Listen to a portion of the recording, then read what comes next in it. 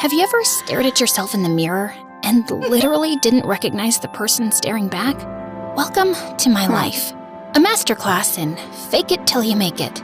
Hi, my name is Tessa, and I've been living a lie since I was 6. That's when the Crawfords adopted me. Initially, it felt like a dream come true. A mansion the size of a small country, a garage full of cars, and parents who paraded me around like their favorite charity project. And this is our daughter, Tessa. We rescued her from that dreadful orphanage. But as I got older, the constant stares and whispers started to get to me. I was tired of being the adopted one in a family of blue-eyed, perfect-looking people. Why don't you look like your parents? Are you like the help or something? So by the time I started at a new high school, I took matters into my own hands. Every morning, my routine was the same. Wake up in my perfect room, put on my perfect clothes, and finish with the most important part, blue contact lenses to cover up my boring brown eyes. The Crawfords never asked me to hide who I was, but they never stopped me either. And honestly, it was easier this way. No more questions, no more explanations, just Tessa Crawford, the perfect daughter with the perfect blue eyes that matched her perfect parents. And that perfect image didn't stop there. Very soon, I was the queen bee of my school, top of the social pyramid, an Instagram feed that looked like a fashion magazine, and grades that would make any parents proud. I had the whole package. Well, except for one seriously annoying problem. Ryan Bennett, king of the jocks, heir to Bennett Corp, and owner of the world's most punchable face, who'd been trying to make me his girlfriend since freshman year.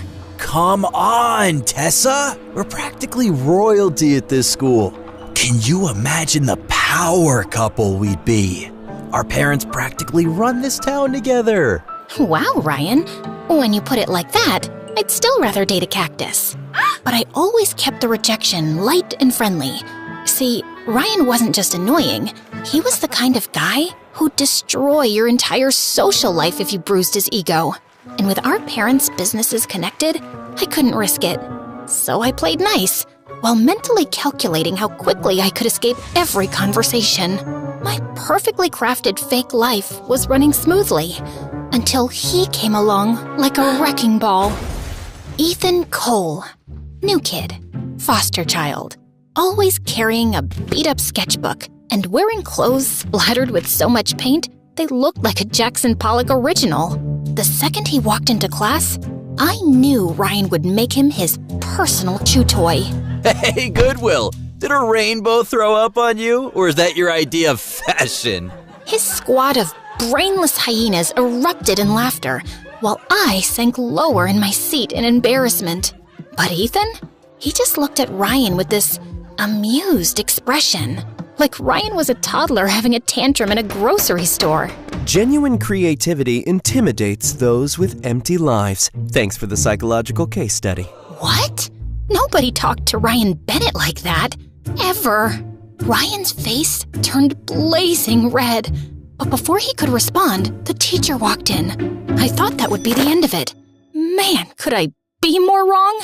Over the next week, Ryan and his goons accidentally spilled paint all over Ethan's English essay, shoved him into lockers when teachers weren't looking, and even started an Instagram account dedicated to mocking his secondhand clothes, calling him a peasant painter. Through it all, Ethan kept a poker face, never giving them the satisfaction of seeing him crack. But I noticed the shadow under his eyes growing darker each day. Then came the art show event.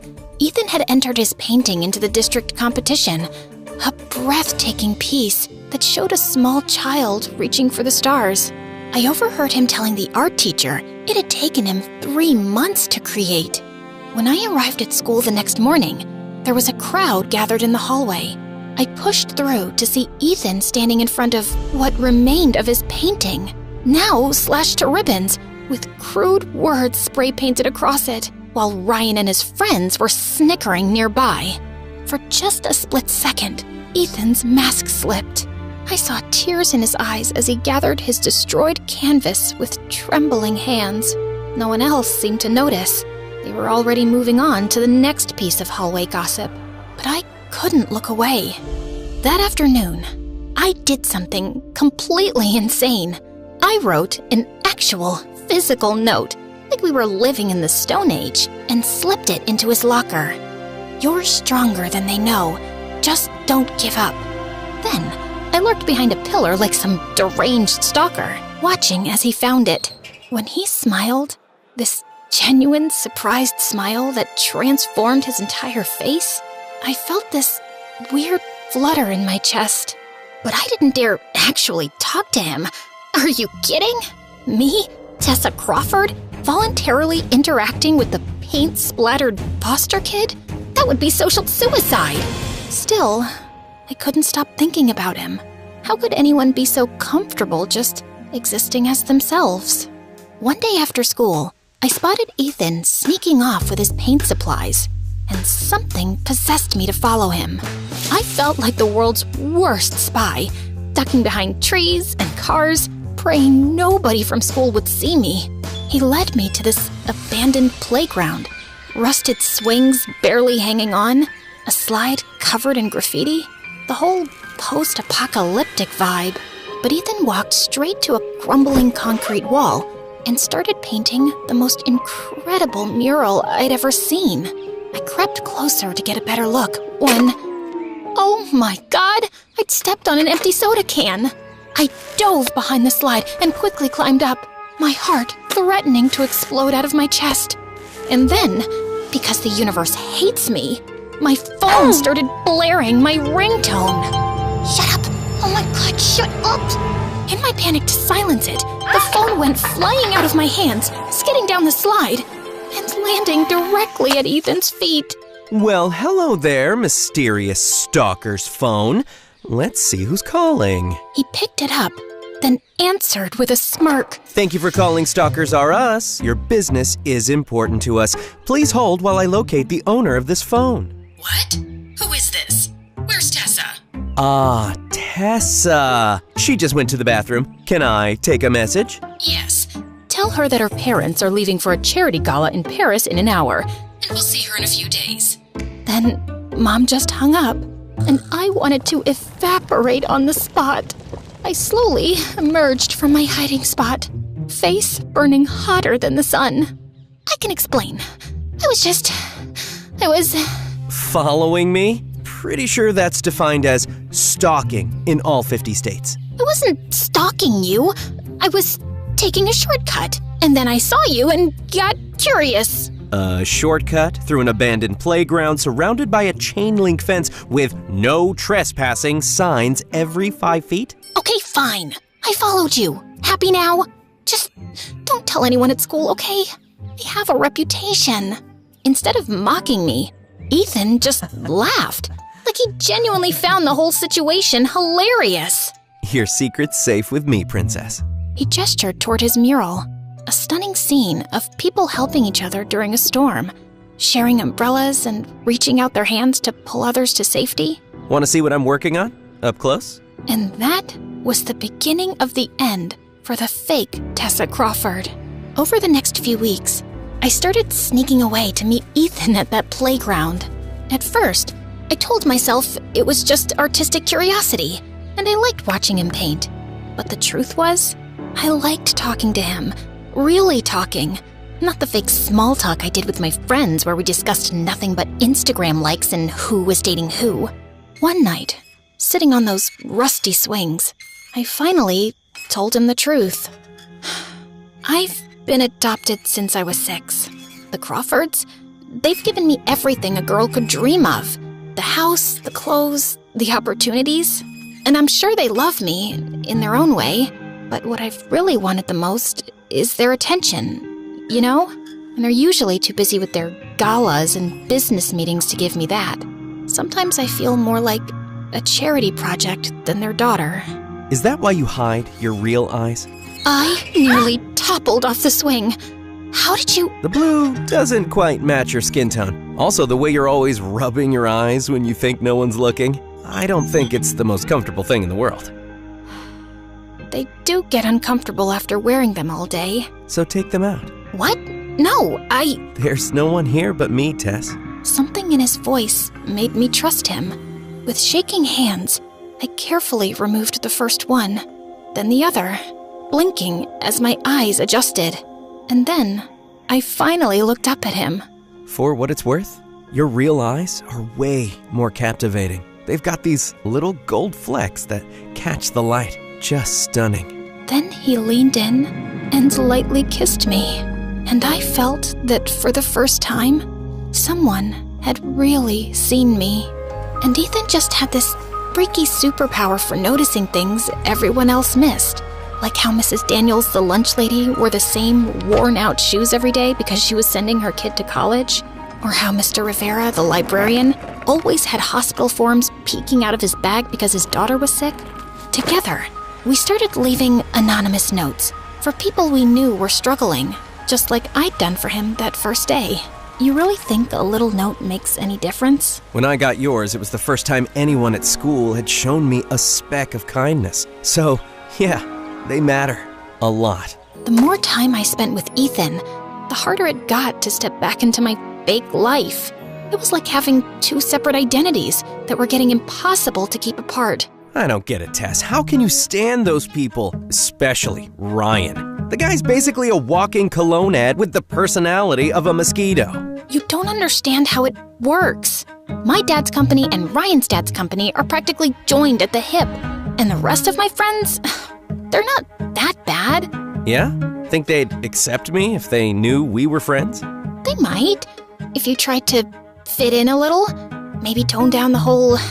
I gestured vaguely at his paint-splattered everything. The whole me thing. Got it. It felt kind of terrible that I'd said it, but to my complete shock, Ethan actually tried. He started wearing cleaner clothes, tamed his wild hair, and even sat with us at lunch. I was touched because it meant he cared enough about me to do something that was obviously hard for him. But Ryan and my friends still found ways to exclude him, making comments disguised as jokes. So, Ethan, is it weird living with random people who get paid to pretend they care about you? Like having a babysitter who never leaves? Ryan! Actually, Ryan, I bet if your parents cared as much for you as my foster mom does about me, you might have had a better personality. But hey, at least you got that trust fund to keep you warm at night. The table went dead silent. Ryan's face darkened like a thundercloud, and I knew we were in serious trouble. And the next day, I found Ethan staring at the spring formal banner he'd spent weeks painting. It was destroyed, torn in places, dripping with soda, with crude drawings scribbled all over it. Just then, Ryan sauntered over, grinning like he'd just won a championship. Aw, what happened to your little finger painting? Such a shame. You did this. Again. I let it go the first time, but what makes you think you can keep treating people like this? Relax, Charity Case, it's just a prank. That's how we have fun. But I guess you wouldn't get it.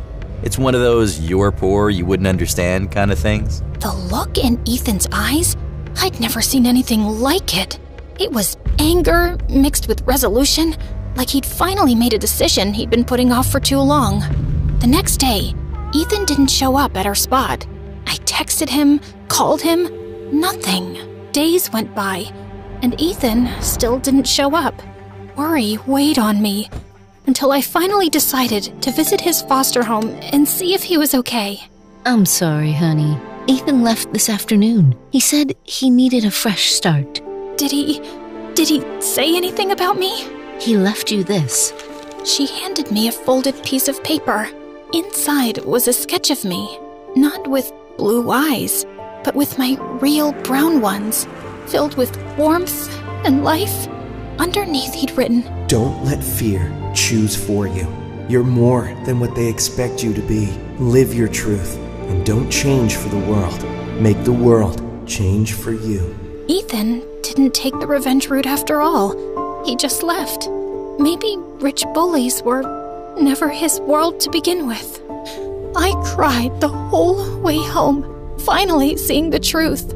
I had used Ethan's strength while never showing any of my own. That night, I stared at myself in the mirror for a long time. Then slowly, I took out my blue contacts. My real eyes, brown with little gold flecks, stared back at me. The next morning, I went to school as my real self. No contacts, no fake smile, just me. I started leaving notes like Ethan and I used to, slipping them to people who seemed to be struggling. You're not alone. You're stronger than you think. Your voice matters. To my shock, someone found one of my notes and posted it on the school's social media page. The next day, I spotted similar notes appearing on random lockers. By the end of the week, they were everywhere. Taped to bathroom mirrors, tucked into textbooks, even written in chalk on the sidewalks. The movement kept growing. People started leaving little care packages with the notes. The drama club put on performances about kindness. Even some teachers joined in, writing encouraging messages on the board instead of just assignments.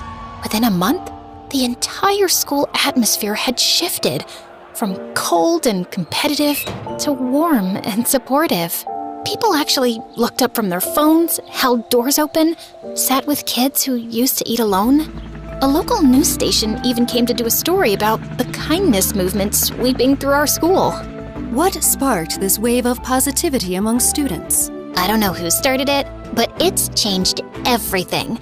People actually look out for each other now. This is pathetic. Who actually cares about all this touchy-feely garbage? All this kindness nonsense is just what losers tell themselves to feel better about being nobodies. Like that homeless artist freak who ran away. Right, Tessa? The cafeteria went dead silent. Everyone turned to look at me. No, Ryan, you're wrong. And you're a bully.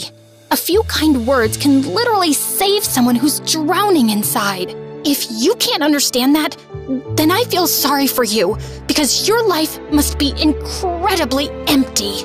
Ryan's jaw literally dropped. For the first time in his life, the king of comebacks had nothing to say. People actually applauded. These were the kids from every corner of the cafeteria, including the ones who'd been invisible to me for years. I never told anyone I started the notes, and I never saw Ethan again. Sometimes I wondered where he was, if he was still painting his truth on walls somewhere. 6 months later, I was riding the subway downtown when I saw it, a new mural on the wall of the station, a girl with familiar brown eyes releasing butterflies from her hands, and in the corner, a tiny signature, EC. Ethan was out there somewhere, still making the world more beautiful. And thanks to him, so was I. Sometimes, the people who break your carefully constructed world are the ones who set you free. I had just walked a few blocks down when suddenly I stopped short in my tracks at a familiar sight. A boy with mussed-up hair and enough paint on his overalls to make them look like a Jackson Pollock original. Then, his head turned in my direction, and our eyes met, and his smile made my heart flutter, just like the first time. Ethan was still out there, changing the world one wall at a time. And maybe that's what we're all supposed to do. Leave something behind that makes life a little kinder. So if you're listening to this, here's my challenge. Find one person who you think needs a little hope. Someone who might feel invisible, and write them a letter. Slip it into their locker, their notebook, wherever they'll find it. Do it tomorrow. No one has to know it was you. Just let them know that they matter. Because kindness doesn't need a name. It just needs someone brave enough to start it.